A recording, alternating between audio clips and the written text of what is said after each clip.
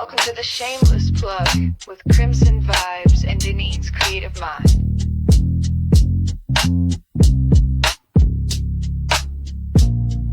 We spotlight the real, no shame in the game. Two queens with the mic calling out your name. From side hustle dreams to headline steam, we raise your voice, we build your team. We don't whisper, we amplify. Your story's power can't touch the sky. This ain't luck, it's divine design. You show up and we align. This is the Shameless Plug, we show you love. Co-sign, you shine like stars above. Denetra and Deneen, the dream tag team. Plugged in, turned up, shameless and supreme. Let them watch you break the mold.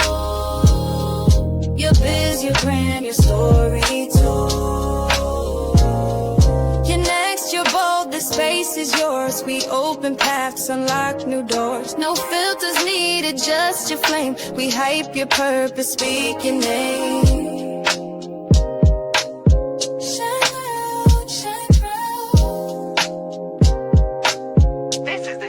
Plug.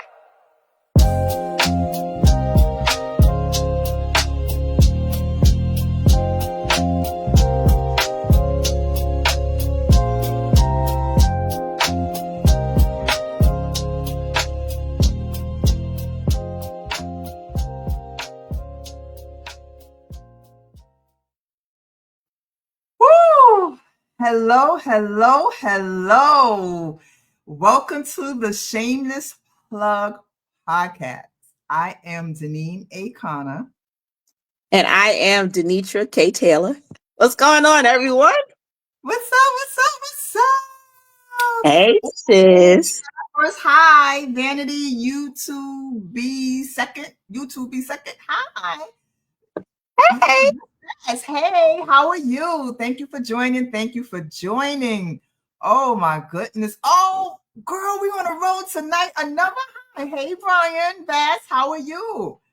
I don't know what we did, but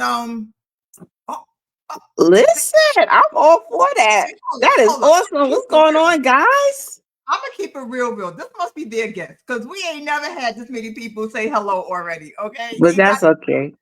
But I love it. Hello, Noah. How are you? Oh, you're making us feel special. Oh my gosh. Thank you for coming to spread some love. We appreciate it. Yes, Brian, thank y'all for joining us. SUB. Okay, I don't know what that means. AM SUB. You know, I don't know these slangs and stuff like that. the acronyms. Yeah. Nah, I'm not with that stuff. So thank you for joining us. This is podcast number. I don't know. Okay. It's podcast number something. I declare one day we are really going to have to go back and just like count. Because what if we've already hit our 20? Yeah. You know?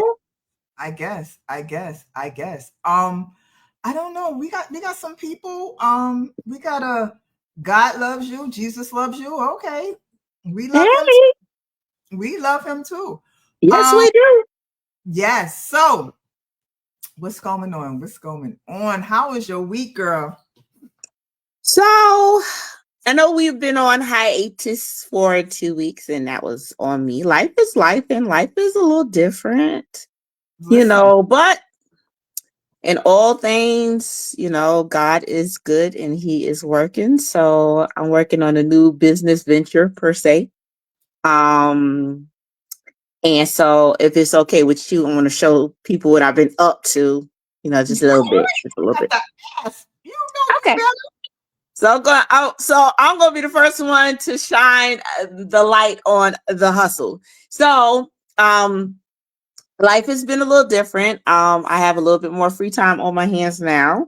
And so what I've been doing is actually customizing ties and literally, buy ties. People give me ties and I'll customize them. But then I've also been kind of like making my own tie necklaces. So I've sold a couple so far. Very good. Yes. And so I just kind of want to show y'all what I've been up to. So, real simple. I don't know if y'all can see this. So like all the wonderful bling. and and the denim and the little brooch. So Nice. yeah, so these are more along the lines of ties that you'll see women wearing, of course, because of all of this. And Right, then right. all you do is like you take a little necklace and you like just stick it through and you just stick it here on your like a necklace. Mhm. So these are ties that like I purchased and then I just kind of customize them. But Okay. then I have also been like literally making like this is fabric that I cut out. And so this is my daughter calls it's called a techless. It's a tie necklace. So all you do is like put your beads in and then you just clamp it around your neck and you can actually wear this with a collar shirt or wear it as a necklace. So this is one of the ones that I've customized and made myself. So if Oh, anybody is interested in a customized tie or a techless, please hit me up and I'll be glad to give you guys the prices of them. I do them all. I make them all. It's actually fun and very therapeutic as well. So I'm still writing, of course, but this has been really good. This has been my therapy. So, and I've been enjoying it. So, yeah. okay, Yeah. cool. Thank Cool. you. You Thank know, you. you gotta send me like a picture of all of them. Okay. I I will can, do you that. know, I can decide which one I would like to purchase. Okay. Because I've lost a couple of pounds. And so I'm back to where I used to be, where I used to wear my white shirts and tuck them in my pants and have my ties and stuff like that. So now Yeah. I'm ready to get back into my ties and my suspenders, Oh. stuff like that. Mhm. So I need to, see a list or see something and I'll let you know. Or if I want a design or something, because I Yeah. gotta support me, so I gotta support you. Oh, I appreciate that, sis. So yeah, if there's anything that I already have on hand and you pretty much know what you want, all you gotta do is let me know. I got you. I'll make it for you. Right. Just send me a pic. Just put them Okay. all together, take a pic, and I'll pick out one. Okay. All right. I got you. Well, thank you so much. Well, that's it on my end. What have you been up to? Oh my God, what haven't I been up to? So I've been busy doing my lives on TikTok. Um, Mm-hmm.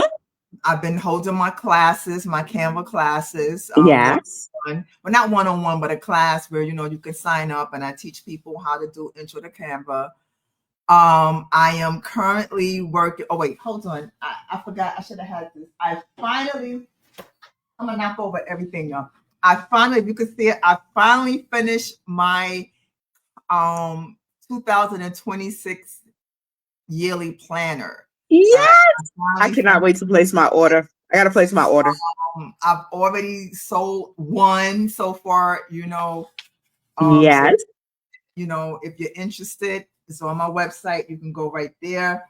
And in addition, I'm working, or shall I say, I'm finishing up a screenplay that's due Friday. Thanks, Coach John. Um, that's due Friday. So that right now You is got taking this. my time. Other than that, I think that's about it. I mean, that's enough. That is a lot. It is. It is. I've realized that, you had mentioned earlier, we were talking and you was like, I just have, now that I have a little bit more time, I really don't have time because now it's dedicated more to what I do. And let me tell you something, I understand Yeah. because even doing the stuff, like to me, sometimes it's not enough hours in the day to do what It's I need really to not. do because you need to post your products, tell people about your products. You need to, and then I have a school, on a school system, Creative Minds Assemble. So, I make sure I check in with the people in the community. We have challenges every week. So I have to make Mhm. sure I got a challenge ready for them for Wednesday. And then on Sundays, we go live, which is a whole lot of fun. We go live Sundays at 6 o'clock on TikTok. and all of the products submissions are put together, and then we vote on whichever one is the best, and we get a winner. Like, that is so much fun. We have Oh, fun. that is Yeah, awesome. and the ladies have really grown because the school's only been open since September, and and the things that they have learned and how to navigate in Canva and use this and use that. Like, their submissions now are just amazing, amazing, and Oh, I just love them. I love them. They call me Teach, and it's like, I just love them. The ladies are really sweet. As they should be watching. But if they're not, shout out to all my peeps in the Creative Mind Assemble CMA Academy. yeah. Shout out to you guys. I love you guys, and they definitely keep me pumping and keep me going. And that's Awesome. about Cool. Well, I got to say hello to my brother PJ. He is on. Thank you so much for joining us tonight, bro. I appreciate it. Hey, PJ. Sis, we got some special guests in the house. We do. Oh, and this is like really dear and close to my heart, these creators that are on tonight. So I'm excited to talk to them. Both of them are phenomenal at what they do. And I'm so excited. So Well, excited. I can tell. It's up to you, girl. Who you want coming up first? So I would love it if we can talk to Jonathan first. Okay. So I have his bio right here. Let me read it. Awesome sauce. Okay, publicist and PR professional Jonathan Coleman of the Media Blast PR is making game-changing moves across the media and entertainment industry. With nearly 2 decades of experience, Coleman has established himself as a trusted figure in public relations, having worked with high-profile clients like Jillian Joel Davidson, daughter of legendary comedian and In Loving Color alum Tommy Davidson, award-winning, Ghanaian. Did I say that right? You can correct me when you come on. Pop and Afrobeat star Twicey, Felicia's Rivers of Geechee, one film. That's my girl right there. Oh, okay. And numerous prominent filmmakers whose projects are featured on platforms such as Tubi, Peacock, and Amazon Prime. Coleman's commitment to craft has placed him among the top PR professionals sought after by industry heavyweights. Coleman's dedication and hard work drive his success, making him highly sought after by business owners and luminaries aiming to boost their brand presence. His extensive network, which includes top media professionals, high traffic blogs, newsletters, podcasters, and live streamers, allow him to create targeted buzz and effective publicity for his clients. Wow, that was a lot. That was a lot. And that's not even he got other stuff he do too. Oh, okay. Well, he's going to tell us about it right now. Let's welcome to the stage, Jonathan Coleman. Hey. Welcome. Thank you for having me. I'm doing well. Just doing the show. Yeah, thank you for being here. We appreciate it. Oh man, that was a lot. Oh yeah, that was a lot. We talk about we be busy. I know you'll be busy. I'm lazy, but but Jonathan, you be busy. Don't even try that. I already know, because half the time when I talk to you, you're in the midst of doing stuff. So yeah, you be busy. Oh yeah. Bills don't pay themselves, so I guess I got listen. I wish they would. I wish. Yeah. Dude, I am with you. So, Jonathan, let's talk. Denetra, these are your peeps. I'll let you go. Go ahead. I get to go first. Okay. So, got a couple of questions for you. So, first question is, what's a moment in your career when a campaign didn't go as planned?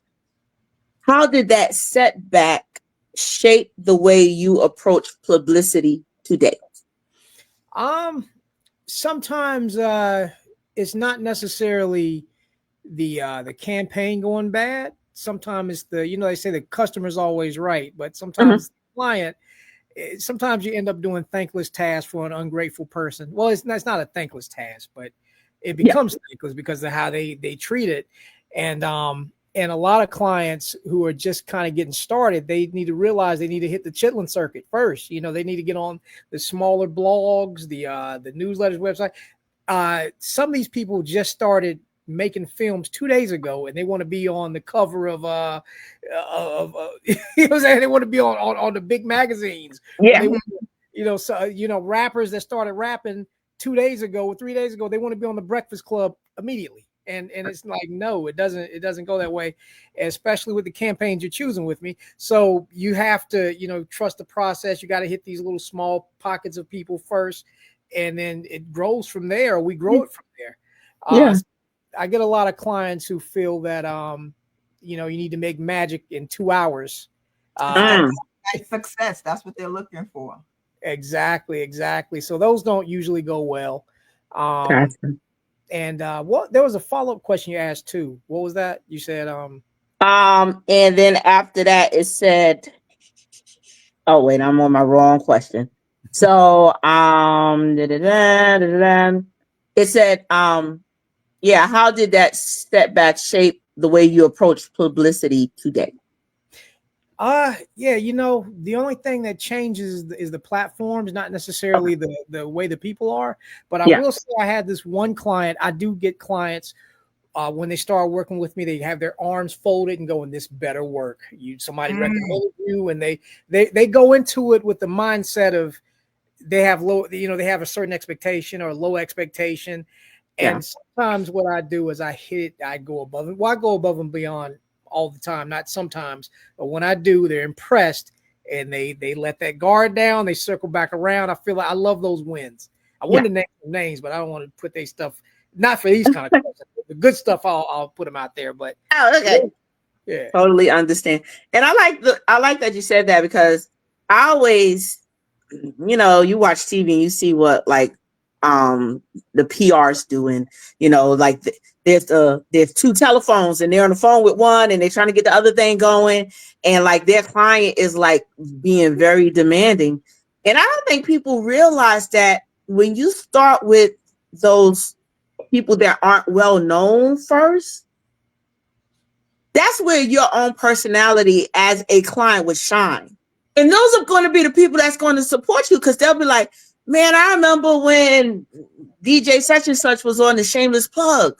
He was real humble then. They don't understand that when you start off with those humble beginnings, that is where you are going to get your audience. And that's the audience that's going to stay with you. Right. Yes, exactly. Because a lot of my clients, when I'm helping them, booking them and getting all these things for them. Sometimes they'll see a podcast or a live stream and they'll see that it only has maybe less than 100 people on it. They just discouraged. And I'm like, your Instagram follower has less than 100 people right now. So they should want to do it. But I tell them that it's not about the views itself. It's about the conversion rate. If you have millions of people watching a show and only two of them actually bought something from you, you didn't make, it's not the win you think it is. But you get on a smaller podcast and it's got maybe 75 people on it, but all 75 of those people are dedicated supporters. They listen to the host. They'll purchase whatever the guest is selling. Yeah. I mean, it's a bigger win, but a lot of the people, they see the instant numbers and they kind of, it discourages them. Yeah. And it seems like that's what people are looking for now. Like you said, that fast fame, and it doesn't always work like that. And you got to put in the work. It's not, I'm a TikTok star. And I'm not saying, I know there have been stars that have grown from such platforms, but at the very end of the day, if you're just on TikTok and you're now in the studio and you don't know what to do in the studio, so it's like, you still got to put in the work. Just because you got those views, now it's time to get busy, because now it's like, how are you going to keep those people? Or are you just going to be a one-hit wonder? Exactly. And you got to stay constantly evolving and changing. And in the media is always changing and switching up. legacy media is technically almost dead right now. Nobody's really wanting to get in newspapers anymore. Nobody wants to. Nobody cares about terrestrial radio like they used to. They sit around listening to this radio. People are listening. People aren't even listening to the XM radio anymore. You know, it's all about the podcasters, the YouTubers. Yeah, there are people who have YouTube channels that have more hits than like NBC and ABC and all these other hit networks. So times have changed. You got to change along with them. Yeah. That is definitely true. And I see people definitely with this TikTok, man. Everyone is trying to be TikTok famous, you know, because you have the people on TikTok who saying that, you know, by being on TikTok, I purchased my house, I bought my home, I built this, I built that. And I'm like, and everybody wants that. Everyone is not everyone, but a lot of people are chasing that. And, you know, and it works. It happens for some, and then some, you know, it doesn't. Exactly. Yeah, very true. You got a question, Deneen? Yeah. So, what's the biggest aha moment you've had in your nearly 20 years of doing PR, and how did it change the way you approach representing your clients? That's a good one. The biggest aha, actually, we just mentioned it, is is everything changing? You know, because I know I look young, but I'm 1,000 years old. You know, I'm still young. I'm only 43 years old. But I've been doing this not consistently for over 20 years, but on and off because I've had to switch my careers and switch my hats because, you know, certain things weren't working at certain times. But overall, you know, 20 years of it. The biggest aha moment is I back then it was all about newspapers, magazine covers, terrestrial radio. It was all about that. Now it's all about, like you said, the TikTok, the streamers and stuff like that, the new media. And before it got to this level, I saw it going there. It's like, you know, quit trying to bang your head against the wall, trying to get a program director to check out one of my clients when there's a streamer who has a big, huge following, but nobody's really talking about them like that. I should get clients on that platform. And even when I'm doing like these events and stuff like that, I call out the new media. Forget the Charlotte Observer and all that. Get you know, the podcasters, the people that have big followings on Instagram and they go live on their phone. Those are the people that should get the press passes now, not an editor sitting up at a desk and he's not in tune with the streets and don't really know what's going on, and they got their, you know, nose up in the air and going, what is this? No, get sister homegirl who got the podcast around the way, who just got a background and just, you know what I mean, let people come on, get them out there, you know. What's been my aha moment? But do you, like, for your clients, like, for example, do you feel that, like, okay, this client will be best for promoting them for TikTok. This client will be best for promoting them for, you know, this. Like, do you get that with your clients? Oh, yes. I don't do a one size fits all approach to anybody, because if you got let's say rappers, you can't even promote the two rappers the same way. Some is a rapping, trapping street artist and somebody's a conscious poet, lyricist. You wouldn't put them on the same platforms. They're both rappers, but you wouldn't even put them on the same show, you know. I just, you know, I move like that, and I really, you know, study and get to know my clients. I become fans of them myself, and that helps me, you know, promote and target and come up with the best ways to you know, create awareness for their brand. Okay. Okay. I got you. Yes. And for all the people listening, I got to plug right here. Shameless plug. If you guys need my assistance, definitely reach out to me. info@themediablast.net. And I'm very affordable. I work with you. I also have the Blacktopia movement. I work with art. We keep that dollar circulating amongst us. You know, Denetra is a member of Blacktopia. So, you know, for small Black-owned businesses that are just getting their feet wet, who haven't even been in business that long, but you still need to get the ball rolling, still need to get exposure, I have very affordable, economical packages that may be cheap, but they pack a punch. So don't be intimidated. Don't go by, well, he's been in the business for this many years. I work with so many different people. Don't get discouraged. Just talk to me, you know? Yeah. And we appreciate you doing that, you know, because you don't have too many people that's like, listen, I'm a professional and I've been doing this, but listen, I believe in what you're doing. I'm gonna work with you. Those words tend to be they're valuable, but they're very scarce. You don't really hear that too tough anymore. So thank you for the service that you offer. I got another question. Let's go with something a little bit more fun. Oh, yes. If you could promote any movie, show, or product from history. Oh, okay. That's kind of like my question. Mm-hmm. Which would you choose and why? So which type would you choose, the name of it, and why? I don't have a queued up response right now off the top of my head, like I tell my clients to have. But that's a good question. But what I would say, the type of thing is maybe a project or a movie or film that I felt was very good, very solid artistically, but it just wasn't a commercial success. It just didn't make the numbers. And then I would figure out a way to make that more profitable or more successful. I can't think of anything right off the top. I know when we get off the show, I'm like, oh, I could have said this, could have said that. It's always like that. But that's the kind of stuff I would like to do. Just things that were just very good, but nobody watched it. Yeah. You know, nobody's seen it. So those. I feel that way about movies like what was it called? What is it called? Judas and the Black Messiah. You know, The Photograph. You know, those Black movies that may seem indie, they weren't really mainstream, but I love those movies, and I always felt like they just did not get the people just didn't give them a chance. So I definitely understand that. I feel you on that one. So yeah. Okay, cool. So my question is kind of like that question, but I think it's a little bit more positive. It says, can you share a real life example of a campaign you've especially proud of, something that created a major buzz and exceeded your expectations? Oh, that's a good one. Yeah, that's a good one, because I have so many that your favorite one. Favorite one. I'm gonna shout out one you're most proud of. I'm gonna shout out Felicia Rivers, because you all know Felicia Rivers of Geechee One Film. And a lot of she already had a fire. I just poured gasoline on it. Go with it.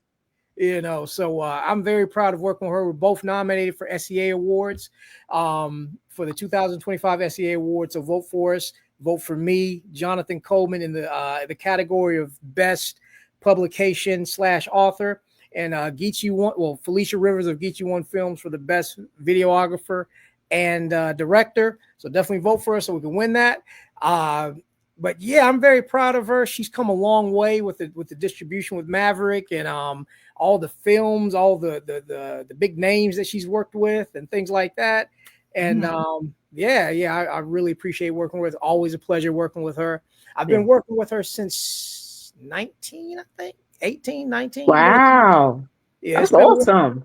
Yes. Before the films were on Tubi. Or it might have been right before it. Wow. Awesome. So what wasn't in your bio is that you are a graphic novel creator. Yes. So can you tell us about that journey? Tell us about what you got out now and where people can find your graphic novel. Definitely. I know you guys got the graphic, but I'm gonna still do. I know that it's not really showing up real well, but it's Masterpiece Publishing presents #1, A Ghost Named Ray. And basically what it is a supernatural murder mystery about a woman who lost her life tragically. And so she's granted the ability to go back to Earth and haunt and stalk her killer. And that's just the piece of it. It's going to be several books that's going to be released. I wrote it. My brother, Duty Design, shout out to him, Christopher Coleman. He's a graphic designer, phenomenal graphic designer. He did the visuals and the digital art and all of that. And we put together a masterpiece. That's not even actually why I call it masterpiece, because of the way it looks. It's actually an inside story that I have with my uncle, but I'm share that on Patreon. And for all people that want to read the story, you can go to patreon.com/ I gotta hustle. That's right. patreon.com / Masterpiece Publishing. And I know Denetra, you're a member of there as well. Yep. And definitely appreciate having you on there. But we're going to start dropping more things. I get so busy. So issue number 2 should have already been. Oh, you asked me another question. I'm sorry, let me backtrack. No. I just want you to talk about what you got going on with Masterpiece Publishing. So yeah, no, you're good. Definitely. You could get the physical copies at magcloud.com and just put in Masterpiece Publishing. I don't know the exact URL. And then you can get digital copies from Masterpiece Publishing, the Patreon. And I'm actually, it's going to be a literary universe, a shared literary universe, kind of like Marvel and DC, but my version.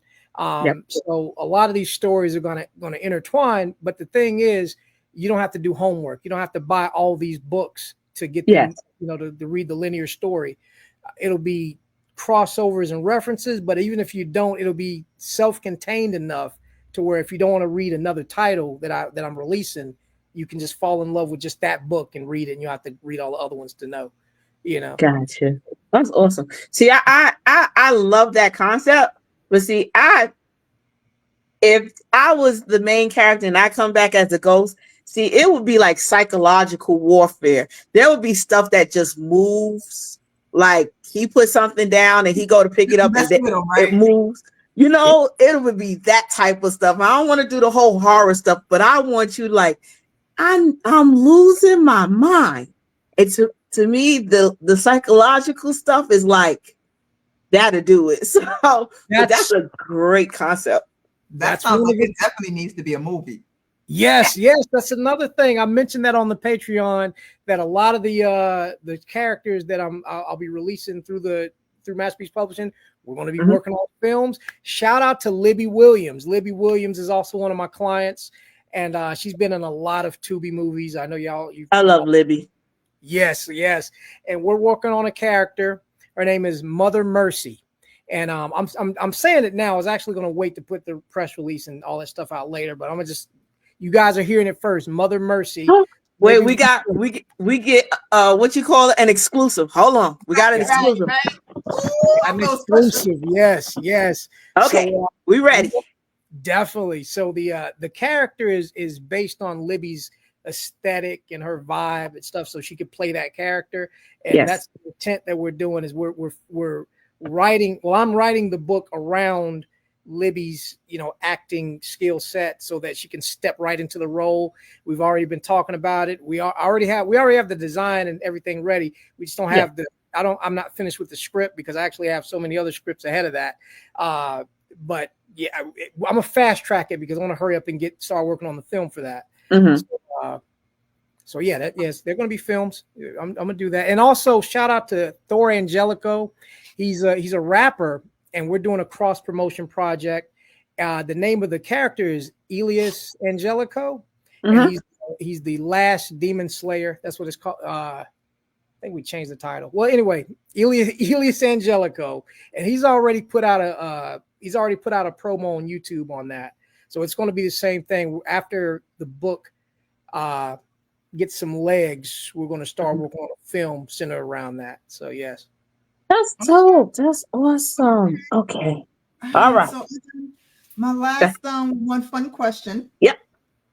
So what celebrity would you love to be the PR for? You know what? I think it's because I'm on a kick of it right now, but I'm a huge SNL Saturday Night Live nerd.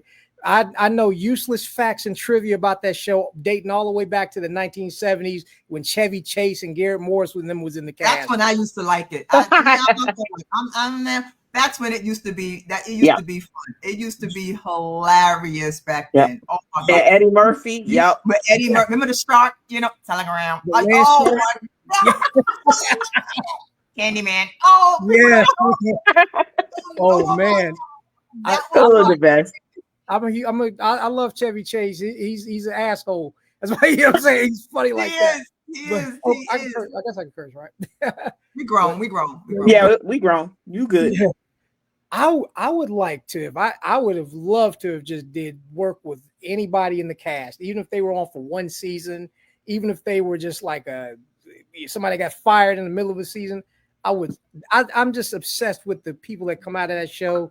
It's like a brand maker. even when the show is not funny, I still like it because it's still entertaining. You know, it still has like a certain thing to it. So I'm a huge SNL nerd. I know useless facts. I was telling people about Damon Wayans being a cast member before everybody knew of that, because he was on the lowest rated season. I sounded crazy. I was like, you know, Damon Wayans, them characters he did on In Living Color, he did it on Saturday Night Live first. And nah, he was never on Saturday Night Live. But thanks to the internet, they all showing that old stuff. That's right. Yeah. So Yeah. But, you know, be one of them. Yeah. That's awesome. That's awesome. So did you have your fun question before we close it out? Nope. I did my fun question. So no, we are. So Jonathan, please again tell the people where they can find you. And also tell them where to go to vote for you too. Yes, I'm gonna tell them everything. Yes.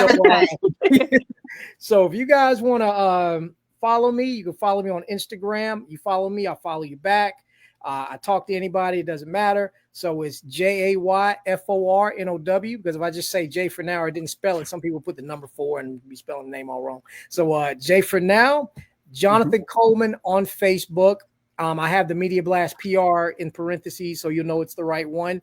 I have other profiles that's been hacked and stuff that's sitting around, so people try to add that one and can't join them.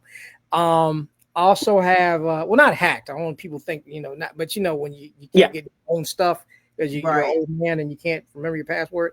So, so those, but, and then aside from social media, you could, youtube.com/@the-official-media-blast. And I would love to have you all on some of my platform. Well, Denetra, you're going to be on anyway in March, but yes, but I definitely, yes. But I'm going to go and subscribe to your channel as well. So yeah. Absolutely. Awesome. Now for people who want to use my services, info@themediablast.net, or you can reach out to me on social media if you want to, if you need more PR, even if you need like a light run, like sometimes like an author has a book that's about to come out and they don't need a big extravagant campaign. They just want to hurry up and get something out. Reach out to me. I'll definitely help you with that as well. info@themediablast.net. Masterpiece Publishing. You can go on madcloud.com to get the physical copies. Just put in Masterpiece Publishing. I also want to give an Easter egg right fast so I can shut a lot of people up. A lot of people just think this white man is some kind of God or something, because they think, oh, that's what we're doing. We're subscribing to that, but he's not God. He's actually a servant. You know, he's actually right. That's right. Set it straight. Yes. So people see a white man that's powerful, they automatically think he's authoritative, but no, he works for the goddess who created the celestial plane. But also go to Patreon, patreon.com/Masterpiece Publishing for all the exclusive, the digital stuff. Also, so you can get updates on Libby Williams, the project we have with Libby Williams too. So anybody that wants to know that, join that. And vote for me for the SEA, the Southern Entertainment Awards. Go to southernentertainment.com, southernentertainmentaward.com, I believe, or just Google SEA Awards for Best Author and Publication. And the publication is Blacktopia, but Jonathan Coleman at J for now. That's in that category, so vote there.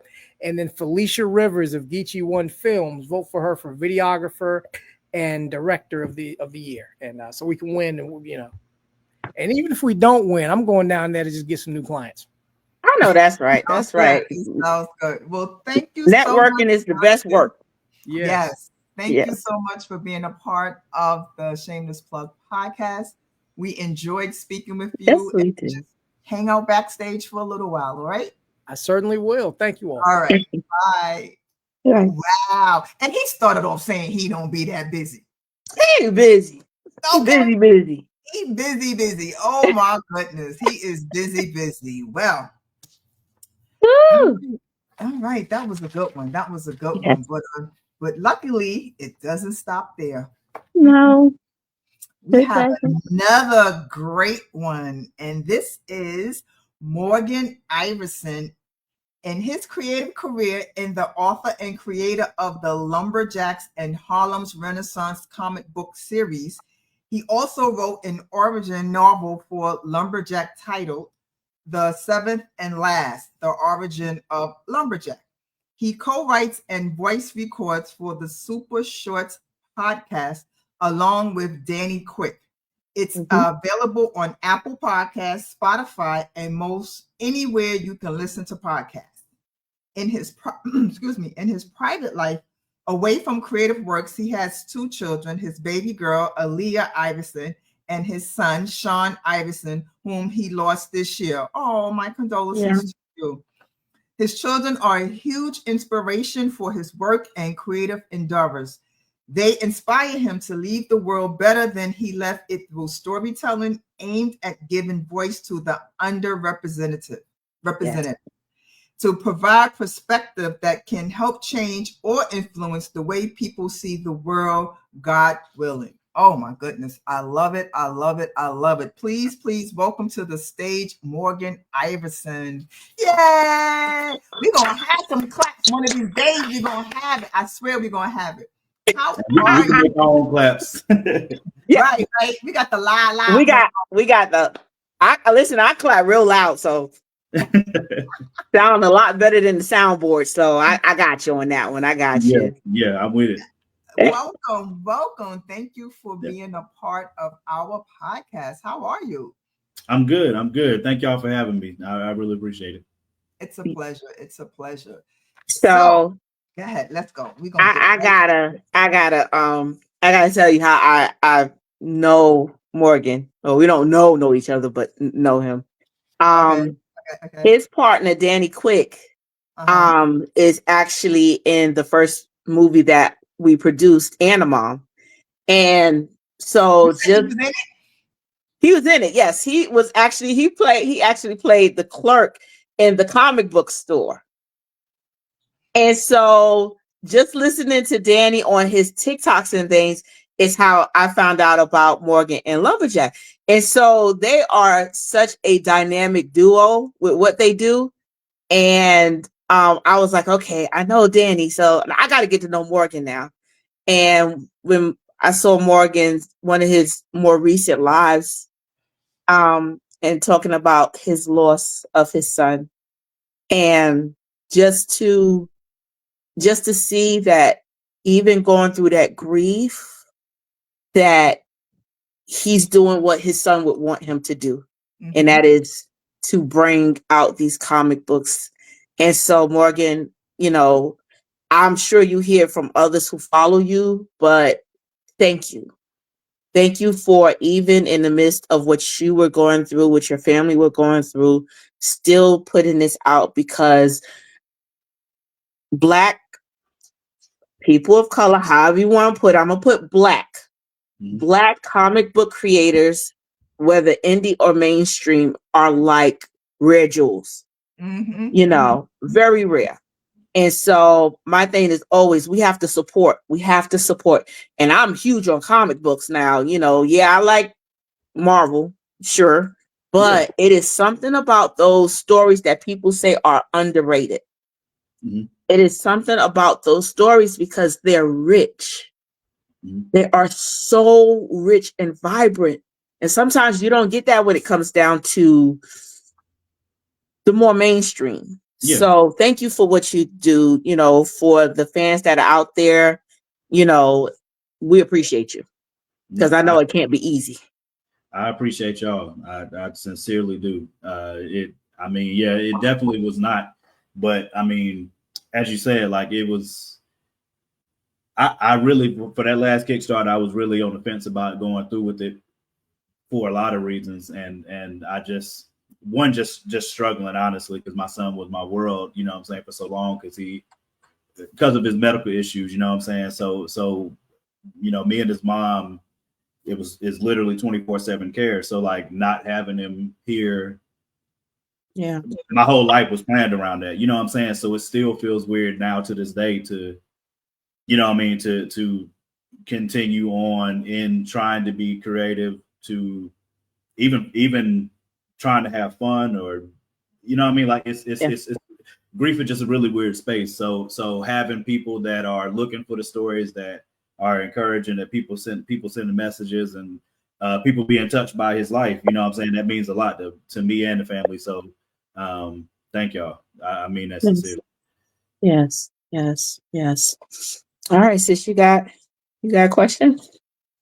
Yes, I do. Yes, I do. Yes, I do. Where are you from? I'm going to say the proper name, and then I'll say what we say in my hometown. But I'm from Durham, North Carolina, otherwise known as the Bull City. The Bull City? Yeah, the Bull City. I'm a huge. I love my city. I'm born and raised here. Only time I moved away from here was when I was in school at North Carolina A&T, Aggie Pride. My daughter's actually there now. Nice. Yeah, so I was in Greensboro for 3 years. Came back home. Finished up at Durham Tech, getting the electrical system technology associates. So yeah, but I'm born and raised in Durham. Very proud of it. I don't care if I go to California. You know, me and Danny got dreams of making stories and telling stories on screen, whether it's small and big screen. I'm still coming back to Durham. I'm trying to be like the good, but the only reason why I asked is because it's called Harlem's Renaissance. Okay.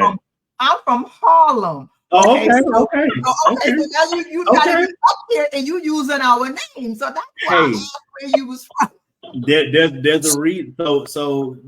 I named Harlem. I named Harlem after Harlem's Renaissance because of the impact that it had on the Black community. Okay.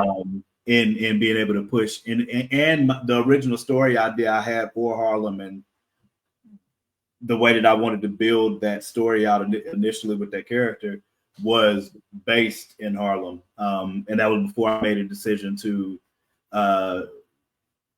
pivot and put that story in the comic book universe me and Danny are building together. So once I made that decision, LumberJax's story in New Orleans and Harlem is as well. But her name is Harlem. So that's okay, so that ties and answers my question, because my question was, what inspired you to create LumberJax in Harlem's Renaissance comic series, and how do you bring real world experiences into those stories? Oh man, thank you for that question. So I'll start with what started me with LumberJax in Harlem, and I have to give Danny the credit for the idea for LumberJax, and it came through complete annoyance.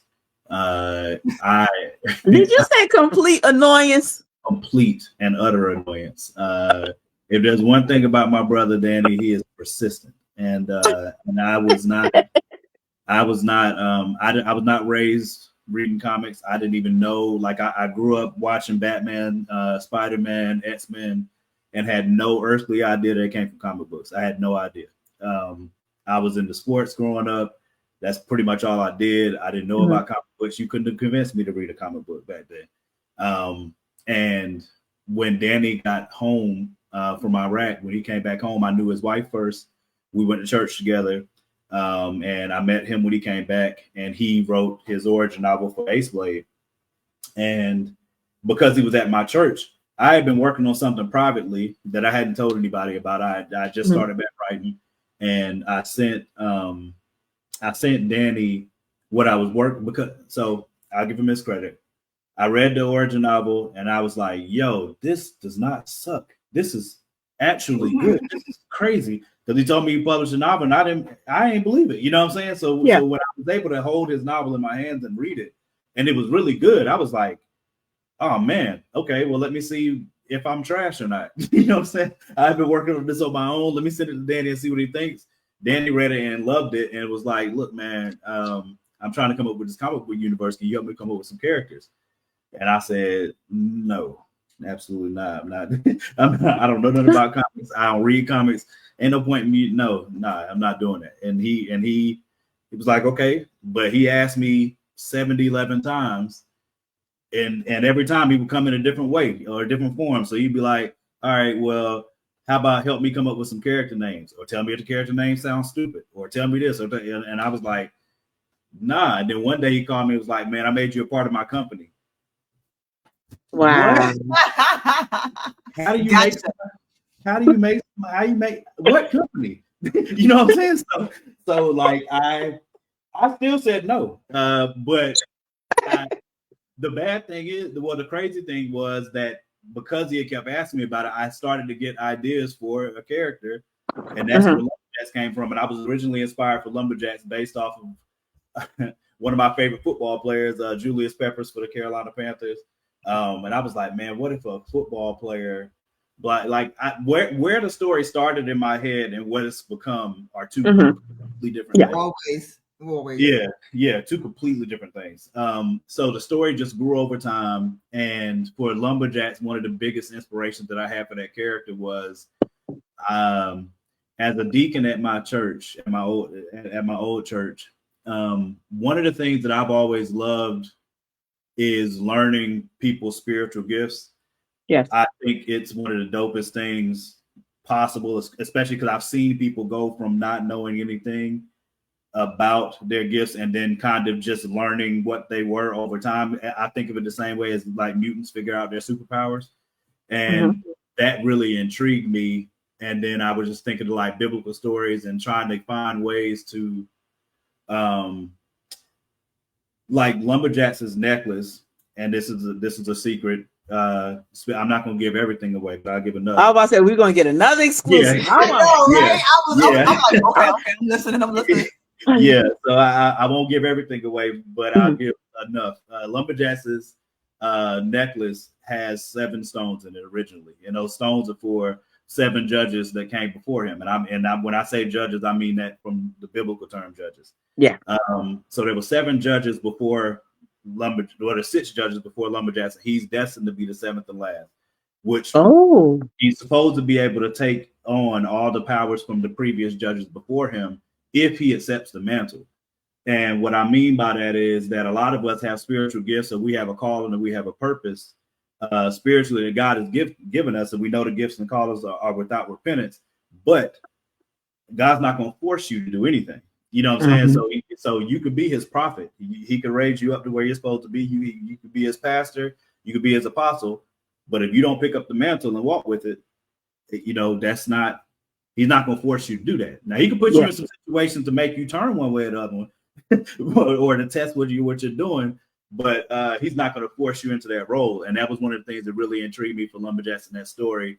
And when you read this first story arc, he's at a crossroads because not surprisingly, but I was thinking about this other night because of grief. He loses somebody that was his role model, like his idol in his life. And then things that you go through in your life just pile onto that. And it really has him at a crossroads. Like, do I even want to risk what it might take in order for me to accept this mantle? So when you're reading the first 4 comics that are in the graphic novel, you're watching kind of a progression of that based off of what happened in the origin novel. So that's me trying to say it without giving everything away that happens in there. And for Harlem is actually his niece. She's his niece. She actually is. She wakes up in her house. The house is on fire. She starts walking through the house and sees her family laying around her, and they've been killed apparently. And she wakes up. The police are outside. The firefighters outside. They're thinking that she did everything. Wow. She tries to get away from the police, and when she does that, she realizes she has superpowers. And in the process, she's just trying to find the rest of her family. But there's some other things that have taken place in the LumberJax series that are following her, and some things that happen in the family that are following her. So she's on a mission to try to figure out where she's getting the powers from, what happened to her family, and it's just a journey to start now from there. Cool. Awesome. Now we have, hold on, let me see if I can add the picture. This is the picture for that's the graphic novel for LumberJax. Yeah. For LumberJax. Mm-hmm. Wow, and now who did that graphic? So the artwork was done by my boy Kanan White. You can find him on Instagram. I think he's on TikTok now. He's also on Facebook. He's one of the best. He's one of the dopest artists I know. Like, I told him about the concept that I had, and I can walk you through why I wanted to do the cover in this way. And I actually get into that in the graphic novel. But he did the pencils and the inks for that, and the colors were done by another awesome artists. TJ Tarek Holmes. He's on IG as Art of TJ. I think he's Art of TJ on TikTok too. But he is an amazing. He's not only an amazing artist, but his colors are incredible. Yes, incredible. I follow him as well. Yeah, he is phenomenal. Amazing. So being able to get both of them on this cover meant a lot to me. And this cover is actually a homage to the first LumberJax cover. So on the first LumberJax cover, I don't know if I have. I didn't send y'all that graphic, but so on the first LumberJax cover, LumberJax is in the middle of these people that he's surrounded by, and they all are wearing these hoodies that say "by any means" on them. So in the first story, I'm kind of dealing with justice and justice by any means, and we know from a historical standpoint for us as African Americans who that came from, and I resonate with that heavily. And so the villain that you're going to meet in the first one, the LumberJax, that villain got done wrong, and she's tired of trying to wait on the system to fix anything. So the people that are surrounding LumberJax on their first cover are people that are with her to change things by any means. And Jackson, so he's surrounded by people that he's in the middle of.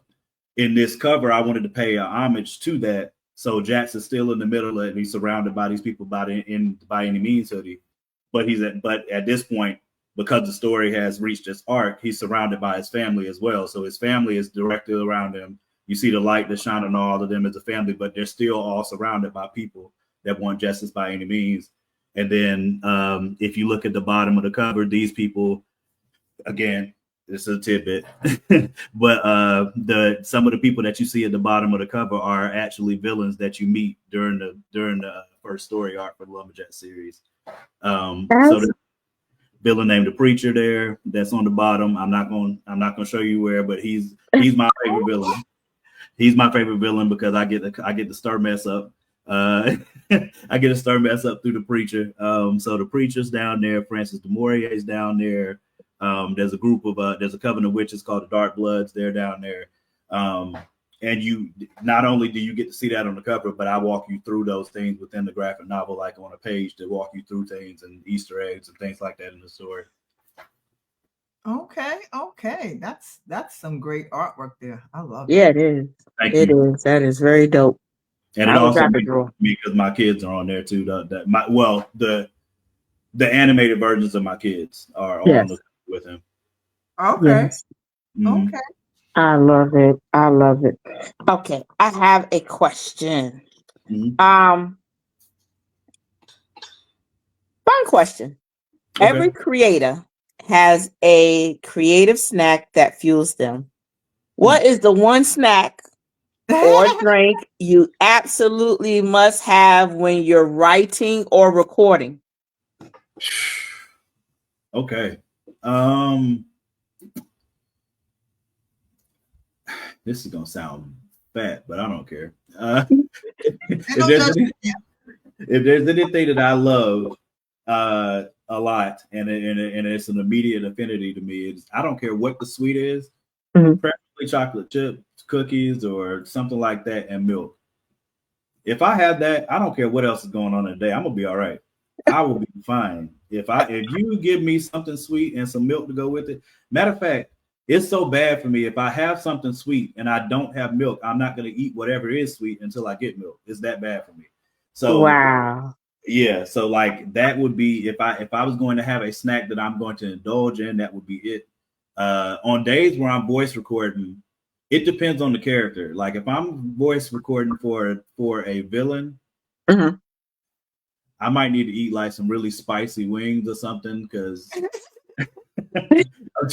I'm trying to be in the headspace of this character. You know what I mean? Like, I legitimately, even when I'm writing and I'm writing for a certain villain, I literally play music to put me in the headspace of this character. You know what I'm saying? There have been some very intense voice recordings for the audio podcast that I absolutely had to get myself into that mindset of that character, and because I had to see Danny gets to do all the fun and like not changing his voice stuff. I got to do all the like raunchy or Yeah. you know what I'm saying? You know what I mean? Like I got to do all those voices, or when it's a demon or something crazy. Yeah. Can we get a sample? Can we get a sample? Yes. Yes. Give us a sample. Yes. Please.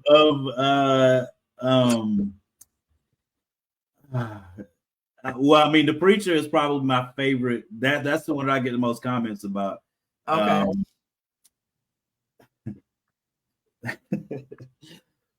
Hello, my name is Dr. Reginald Crawford of the. I'm trying to remember what his church's name is, but I'm drawing a blank because I'm drawing a blank on that. But that's one of the voices. Trespass is a thug from the gutter and talks like that at all times. So if there's something raunchy being said, or don't expect him to say anything that you're not going to hear out of somebody's mouth that's not going to make you want to pop them. He's going to be cussing, calling the women out of their names, all of that. That's just who he is. That's who he is as a character. And for me, it's very important if you're going to create a character for you to be true to that character. So those are the two that I enjoy doing the most. Okay. Jax, to be honest with you, I haven't even figured out what Jax's voice is on a regular basis. Like, really? No, just because like now I know who I would like to play LumberJax in a movie.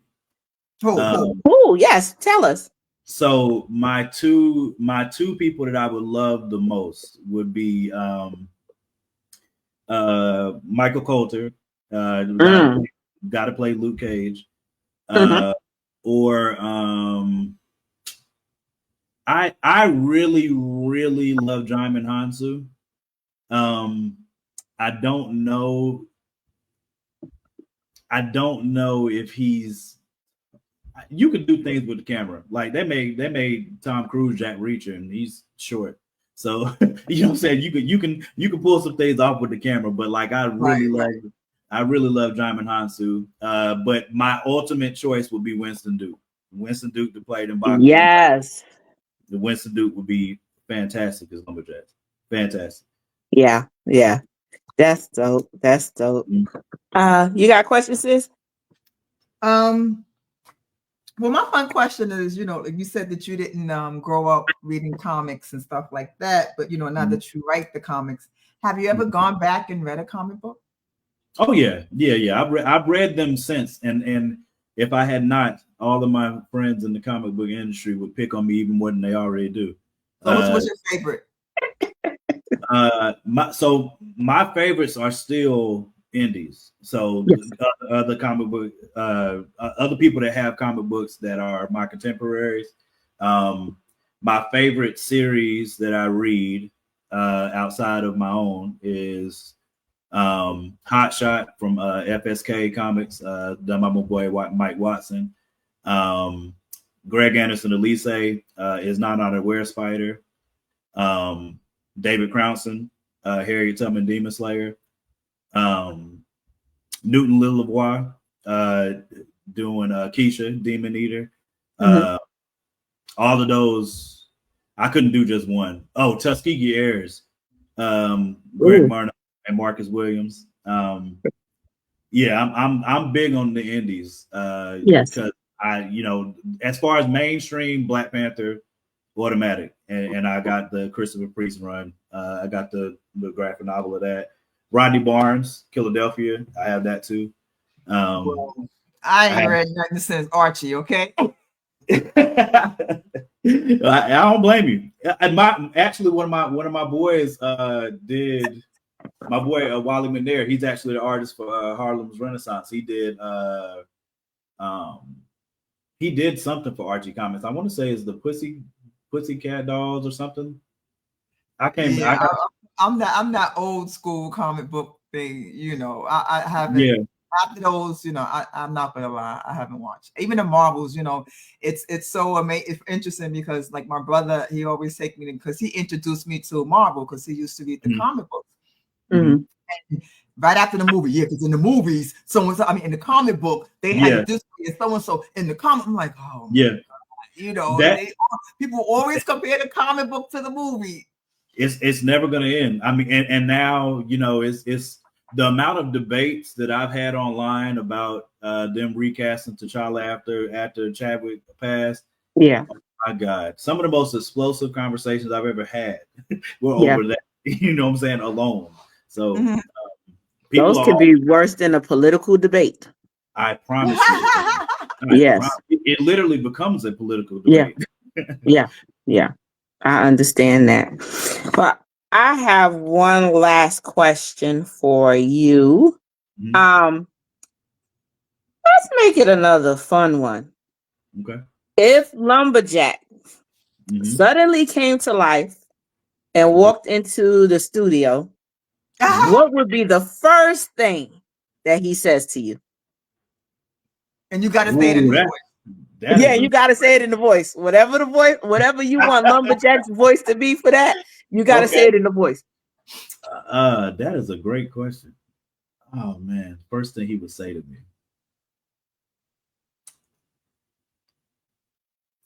Okay. What's up? Nigga, I don't even talk like that. that would probably be the first thing he said. He probably would walk in and immediately say, "Nigga, I don't talk like that." That would probably be the first thing he said.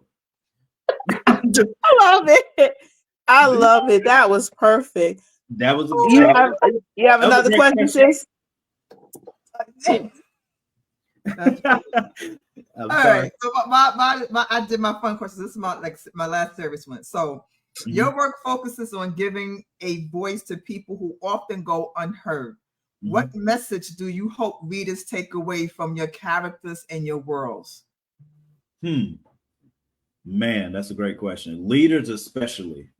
One of the most important things that I've ever heard a leader that I really look up to say is that the best leaders work themselves out of a job.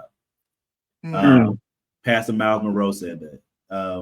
And I agree with him heavily.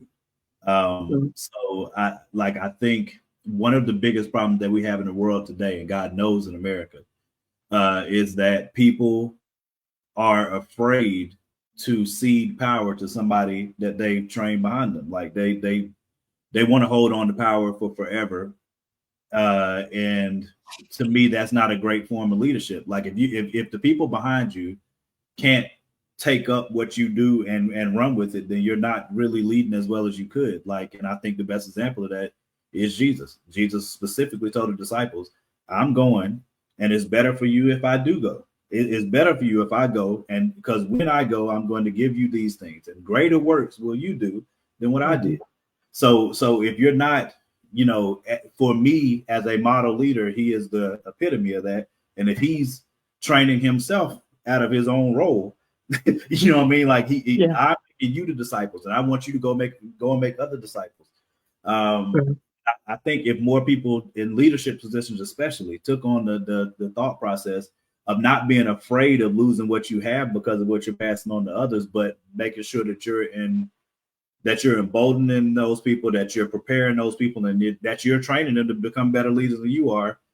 To me, that's the biggest lesson I want to pass on, especially like me. My daughter is in college now, and that still feels weird to say. But that is one of the biggest things that I really want to do for my daughter is that I tell her all the time, I'm not here to judge you for things that you get right or wrong. That's not my job. My job as your dad is to help guide you and provide for you the best way forward. You know what I'm saying? For you to make your own decisions and build your own life. That's what daddy's here to do. You know what I'm saying? I'm not here to judge you when you fall down. It doesn't mean that there aren't going to be times where, especially at your age, there are going to be times where something happens and I have to let you go through that. And the only reason I have to let you go through that is because you're not going to learn otherwise. Exactly. So, and if you're going to lead somebody, you have to be able to be vulnerable. You have to be able to listen to them, but you also have to be willing to lead and cede your role at some point. So that would be the biggest message I have for leaders. Definitely. I love it. I want to give a shout out to, we got a couple of people on that's on my live. Hey, everybody. Hey, Raven. Hey, Tamika. Hey, Mark Maquez. And hey, Jermaine. Thank y'all so much for watching. Appreciate y'all. So they just said thanks so much. They just wanted everybody to know that they're on and they're watching. So Thank you. yes. Thank y'all. Thank y'all. Awesome. All right. Well, tell everybody out in Facebook land where they can find you. So on Facebook, it's just Morgan Iverson. On IG is Morgan Iverson on IG. On TikTok, it is LumberJax. I spelled it down here at LumberJax on TikTok. And you can find our comics. You can get the LumberJax and Harlem comics on TikTok. You can also get them at fourthwallpros.com. The audio podcasts are, if you go on the audio podcast, it's called the Super Shorts Podcast. If you type that in on Apple Podcasts, Spotify, if you type it in on just the Google search bar, it'll pop up. You'll see your Shell LumberJax and Ace Blade up there. I will say ahead of time before you listen to the podcast episodes, the farther into the seasons we get, the better we get. Because the first season, we didn't even know, man, it was so crazy. It was crazy. Like we didn't know what we was doing. We literally were just converting stories from Wattpad and saying, let's just make this audio. But by season 3 and 4, we're very proud of. Season 4 was our first one that we collaborated, made an entire skeleton for it and wrote that out. We had a voice actress come on there to play the villain. Cool. Episode 1 of season 4 is still my favorite. It's one of my favorites, but it might be my favorite episode, mostly because I was trying to write from the perspective of Black women that we know that the maternity, the death rate for Black women, you know what I'm saying, with that they get pregnant at 6 times whatever the national average is. Exactly. And I really wanted to write it from the perspective of a woman that was going through something like that, both from things that I've seen myself and from other stories I've heard from Black women. And I wanted to tell the story from that place, but also to center that character. So that is, and to get the voice actress on there, she was amazing bringing that to life for me. So that's still my favorite episode. Cool. Well, I definitely am going to check it out. Awesome. Well, thank you so much for coming on, taking the time out of your busy schedule. I'm sure you could have been writing or, working on something, but thank you so much for coming on to, and letting people know what you're doing and where they can find you. We appreciate you. No, thank y'all so much. Thank you. I really appreciate it. Awesome. All right. Well, hang out with us. Okay. We're gonna end it, but we want to talk a little bit more. All right, no problem. Awesome. Bye, y'all. Thank you. Bye. Give me 1 second. I'm just I was trying to wow. I was trying to pull up the other cover. Wow, that was cool. Let me tell you something. Ain't nothing better than some men that are doing the things. Okay, right. That's what I say. Love it. I love when our men are doing their things. They're supporting. They're helping others do their thing. You know what I mean?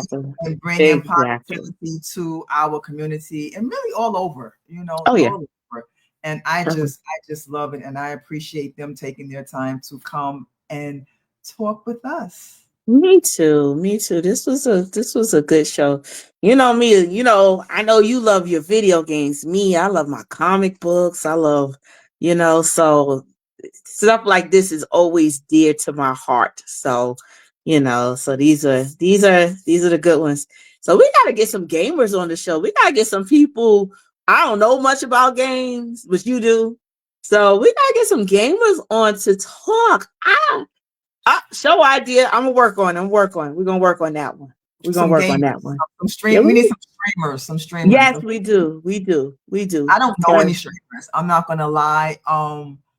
We'll find some.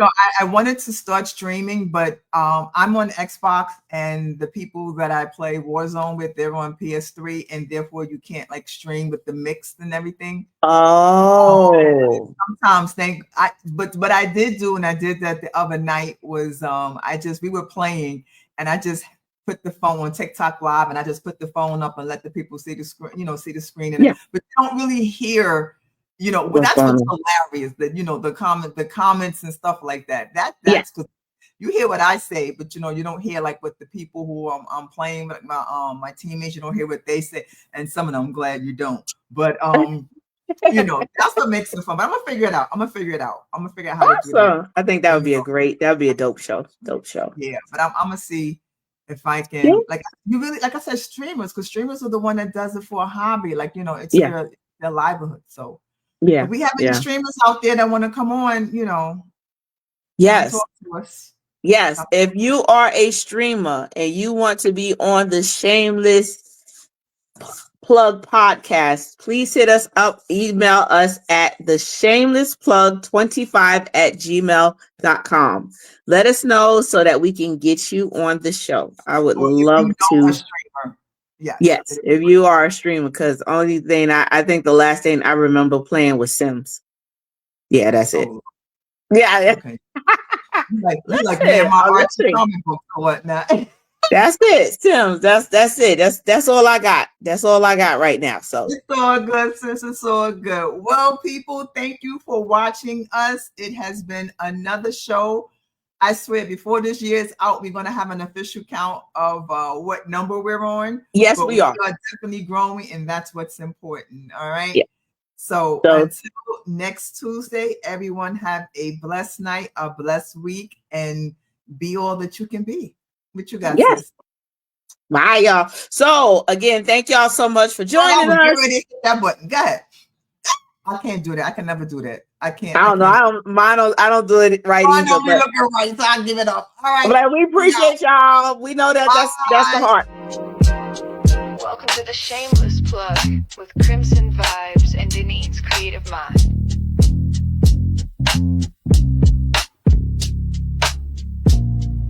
We spotlight the real, no shame in the game. Two queens with the mic calling out your name. From side hustle dreams to headline steam, we raise your voice, we build your team. We don't whisper, we amplify. Your story's power can't touch the sky.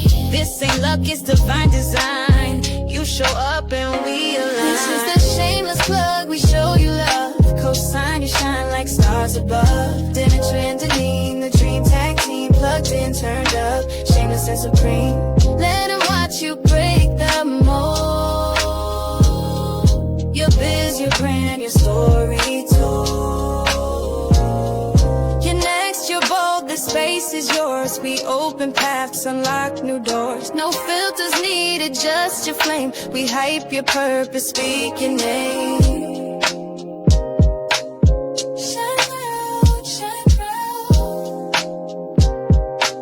This is the Shameless Plug.